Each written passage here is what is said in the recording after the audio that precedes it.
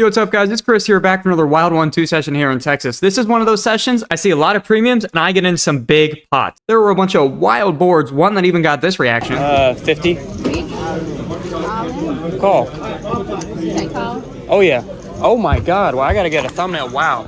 What a ridiculous turn card. So this session is a good one. Really quickly, though, if you could drop a sub, leave a like, really helps the channel. Close to 2K subs. Enough plugging. Let's get into it. All right, first hand, we look down at Ace King of Spades. This should be fun. I open it up to 15 from the low jack and get a call directly on my left from the hijack. This is a guy I've talked about at Shuffle, the gambler, super aggressive. So if I hit a big hand, I plan on checking to him. And a big hand we hit, the flop is King, King 3. So we flop trips with an ace kicker. I keep my plan of checking to him. I was going to maybe check my entire range based on the board. And he does take the bait and bets out for 15. We're obviously way ahead here, maybe sometimes way behind. So I'm just going to put in the call. The turn is the 8 of hearts. Doesn't use the flush draw, but really not too much to worry about. I check to him again, and he bets 40. I still think he has absolutely nothing here. I mean, does he have the last king, pocket threes, or hearts? I think a lot of it's really unlikely. This player type is someone that is definitely not afraid to bluff with absolute air. So with that in mind, I just put in the call. The river is the 4 of clubs. That's a brick. Again, what does he have here? I mean, if I bet, it's going to look really strong. I think he's going to fold. If he has a king, he's going to bet anyway. So I think there's more value in checking, although I do agree you could probably bet here with fear of him checking back. So I check to him, and he does snap check it back, and he says you're good. So probably should have bet. I mean, you tell me. He's got to have absolutely nothing here, right? He doesn't have a pair or anything. So checking is the right move when he did have nothing, which he did in this time. So always nice flop trips. Then get king 4 hearts. I flop a 4 with 1 heart on the board, turn a flush draw. A guy bets $50. There's one color in between. I call, we brick the river, we lose the hand. I then get ace 4 open in earliest position and then bluff a guy heads up on the turn. And then that brings us into our next hand. I see 10-9 of clubs under the big blind. I open up to 12 and get callers from the under the gun and button players to a flop of 5, 4, 8 with 1 club. So not really too much going except 2 overs and a couple back doors. This is a board though. I don't think my opponents are going to connect too hard. I think they maybe have a gutter or 1 pair at most. So I continue for $15. And then both players call. So we're still 3 ways to a turn of the 4 of clubs. Now we have a flush draw, and I think this is one thing you go either way. I could check and see what either player wants to do and call down, or I could take the more aggressive route and try to take it away. I think if someone has an 8, a big bet will make them uncomfortable. If they have a pair and a draw, 5, 6, something like that. Everything but a 4, I think, is not going to be super happy about a big bet. So I bet for $50, and I get a call from under the gun. The river is not what I thought it was going to be, but I think it works for me. It's a 10 of hearts. Now, again, are we targeting an 8, a pair, and a draw? I'm not really sure what I should be doing here. I think the move is probably to bet and try to get value from an 8. If we get raised, we can probably comfortably fold because I cannot imagine a draw is going to raise us after this much aggression on 3 streets. But in the moment, I actually decided to check, and under the gun checks back. I showed 10-9, and we're good. So we probably did just have an 8, maybe a 5, pocket 6s. So nice to get there on the river and move another pot. This next hand, I would say, escalates quite quickly. There's a button straddle, and I'm the big blind, so I act second after the small blind when there's a straddle here on the button. So I look it down at king, queen. I open up to 15. The low jack calls, and then the hijack 3 bets to 60. When it gets back to me, normally king, queen's probably going to be a fold most of the time at 1-2, except for this guy. This guy is extremely aggressive, played with him a bunch of times. King, queen is a fine call, even out of position, because if I hit top pair, he is going to bet. If I check, the low jack checks, he will bet whether he has it or not. So I put in the call, and so does the low jack. The flop is 5, queen, 6 with 2 clubs. I check, and then this happens.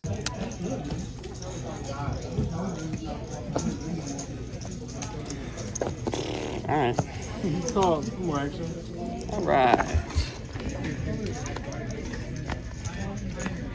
Oh, I have a boat. Okay. Yeah, the low jack just ends up jamming like $240 all in on that flop. And when it gets to me, I mean, I didn't call to flop a queen to fold to a overbet that is 100% a draw. So I don't know why I just instinctively called. I think it just felt like a draw every day of the week. He shook his head no and looked at me when the river hit, so I just flipped it over. I knew I was good. I didn't want to make him show. Wow, that escalated very quickly. We win a massive pot and basically double up our stack just like that. Really happy with that. Let's move on to the next hand. All right, so now we have one of those shuffle bomb pots, which have gone really well lately, right? Got pocket queens. One flop comes 8, king, 3 with 2 clubs. The other one comes 10, ace, 9 with 2 spades. So that's great. There's a couple flush draws and a couple overs. But, you know, when it gets to me, I want to thin out the field. I likely have the best hand on one board. So I bet out for $15. And get calls from the button and the under the gun player. The turns are the king of clubs and the 10 of hearts, so mixed feelings. The top board I could be totally crushed. The other board, a 10 got there, so there's just a ton of hands that beat us. But the under the gun checks, I check, and the button check. So we're still 3 ways to a river of the jack of spades and the 4 of spades. Now, under the gun checks to me, and I could totally get behind a check here because I lose to every draw as they all got there. I lose to an ace, I lose to a 10, I lose to a king. But the thing is, I don't think that either of them can beat me on both boards. I think maybe one guy's got the top, one guy's got the bottom, and they're not super confident about it. So I think if I bet big here, I can get one or both of them to fold and then chop the pot. Also, the under the gun player that just checked again, he's the only one that's deep. The button is not that deep, so if the button raises with a nutted hand, it's not that big of a deal. Under the gun basically just symbolized that he does not have a raisable hand, meaning I think we're safe. So I actually bet out for 100. The button is a guy that is pretty tight, and he looks at me and he's not happy about it because he's like, I think I've got one board. I think I have to call, but that guy's behind me. So eventually he tank folds, and under the gun almost snap folds when it gets to him. I show the queens. It's good for the image. You know, I didn't have it, but I probably had the best hand on one board. The button says he had an ace, so very happy with how I played that. That board could not have gotten worse on either board, but when a decent-sized bomb pot there, don't have to chop it. Pretty happy that I played it. Also, just a quick side note, I'm sure there are a few of you guys that remember the other bomb pots I was talking about that may be keeping track. Surely that has to be a dub for me right here, right? That hand? I mean, that has to be a W for the good guys. Just wanted to put that out there for all keeping track. I think we've been playing pretty well so far. Let's see if we can change that. This next hand is actually really interesting. I look down at King Jack. It's a button straddle. It actually limps around to a flop of 3 queen deuce, all offsuit. Before we move any further, this hand features 2 people, the gambler from the ace king of spades hand, who is probably bluffing into us with nothing, and then the guy from the king queen hand, not the jammer, but the 3-better that I said is just wild. So keep that in mind, this is going to help you understand my thought process. So the flop is queen 3 deuce, and it checks around on the flop multi-way. The turn is the jack of spades, and I actually think I have the best hand here a decent percentage of the time, but I go ahead and check as we're multi-way. The hijack bets out for 20, the button calls, and when it gets to me, I know we have second pair here, and that's about it. But the previous hand, the hijack, the gambler, ran a massive bluff and got called down by the button with like third pair. So that's literally just happened, and it's in my mind, so I put in the call. The river is the queen of hearts, which I actually think is a pretty good card because 1, I think they'd bet the queen on the flop, and 2, it's less likely that they have a queen now. So I check again. The hijack continues for $65. The button puts in the call, and now it gets kind of weird. I know we have second pair here, and we're probably not good a lot of the time. But, I mean, the button, I do not think he is calling with a queen. I think he's raising a lot of the time here. I know he's on the button straddle, which I wasn't thinking of. He could easily have queen 6 and just check his option, then river a queen. That probably should have been in my thought process, but what I was thinking at the time was I think he's raising with a queen a large percentage of the time. So I'm putting him on a jack as well. Maybe jack 10, jack 9. And then I think the hijack has literally nothing. He bluffed me the very first hand of the vlog. He just bluffed last hand. So with that thought process in mind, I think this is a really close spot, closer than you would think. And I actually do think it's probably just a fold based on getting a call from the button. I put in the call. The hijack shows a hand I could not have guessed. You could have asked me to guess hands all night. I would not have put him on pocket aces. This is how big of a action player the button is once he's straddled. The hijack, who is got 2 people to act after him, limps with aces, planning on limp re-raising. The button shows queen 8 offsuit. Obviously, I look like an idiot. I just muck king jack, completely surprised that hand played out like that. With all the knowledge I just gave you guys and the hands you just witnessed, do you think that was a good call? Let me know. I do think it's slightly just a lean towards a fold, even with those player types. You can let me know. All right, so I know I've mentioned that really action player that was on the button last hand a few times. Also, really nice guy. I enjoy playing with him. I haven't really, had any hands yet here where he's gave all that action I've been talking about, but here it's about to happen. So I've got pocket 2s under the gun. The +1, who's a guy, another really nice guy, I played a few times. He doesn't really get involved too much. Hadn't really played any hands, been kind of card dead. He opens to 20. The hijack calls, the big blind calls, and when it gets to me with pocket 2s, I'm like, all right, sure, 20 for a set mining operation. I'm very about that. The flop is 2, 10, 8. We flop a set. The big blind checks, I check in flow per usual, and the +1 continues for 45. The hijack calls, the big blind folds, and when it's on me, it's a rainbow board. I mean, there's just not enough here. There's just no reason to raise. I don't really want to sound any alarm bells. There's going to be so many turns I don't care about, so I end up just putting in the call. The turn is the jack of diamonds. You know, there are some straights here. Queen 9, 7, 9, really, but there's just not enough. So I check. Sadly, the +1 checks. The hijack bets out for 125. Could raise. I mean, again, I think I'm just going to go with the hand. If he hits a dinky gutter, he hits a dinky gutter. This player is extremely aggressive. So if he's bluffing or has one pair that he thinks is good, I don't want to jam right here and give him the ability to fold. I just don't want to do that. So I end up just calling. And the +1 folds, so I wonder if he had like ace-king or something. And the river is a 4 of hearts, so an absolute brick. I check, and he goes all in for 287.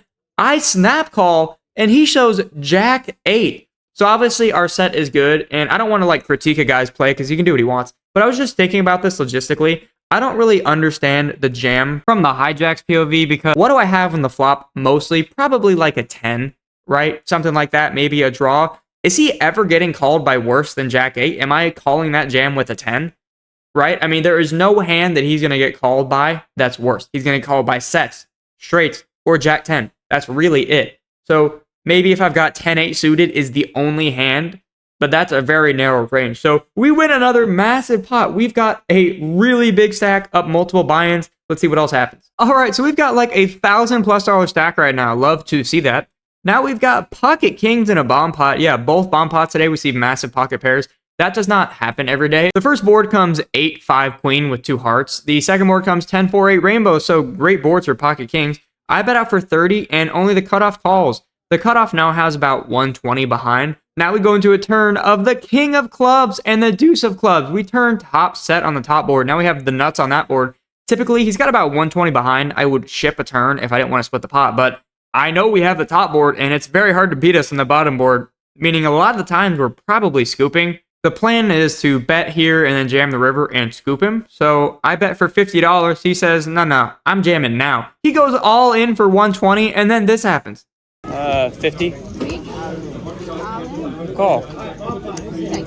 Oh, yeah. Oh, my God. Well, I got to get a thumbnail. Wow. What a ridiculous turn card. On the bomb pot, aces versus kings? Yeah, he shows pocket aces. Kings versus aces in a bomb pot, and we get lucky. That could have gotten a lot uglier if A, I didn't turn a king, and B, he was an aggressive player that was deeper stacked. So thankfully, none of those things happened. I did not expect him to show that. Maybe a set on one board. I was really thinking we had a decent chance to scoop. Obviously, because we had the best hand on the top board at the time. Regardless, you know, love getting a dub still. All in all, we were in for 300, out for 1,025. That's a profit of $725 at 1-2. Really good session. Happy with how that went. I thought I played pretty well this time. Lately, I think y'all have not been super happy with the play style, but this time I think it was pretty good. So, as always, you guys could drop a sub, leave a like, always helps the channel. And I mentioned in the previous video that on the 31st, I'm going to have a really cool video coming out with a ton of crazy hands. I'm going to tell you about some, my winnings or losses for the year, a new challenge coming up next year, some of my backgrounds, all that kind of stuff. And on top of that, I have a lot of vlogs coming out now that I have to get out before the 31st because I'm starting the new challenge in January. So all in all, a lot of stuff happening and appreciate the support. chpoker, I'm out.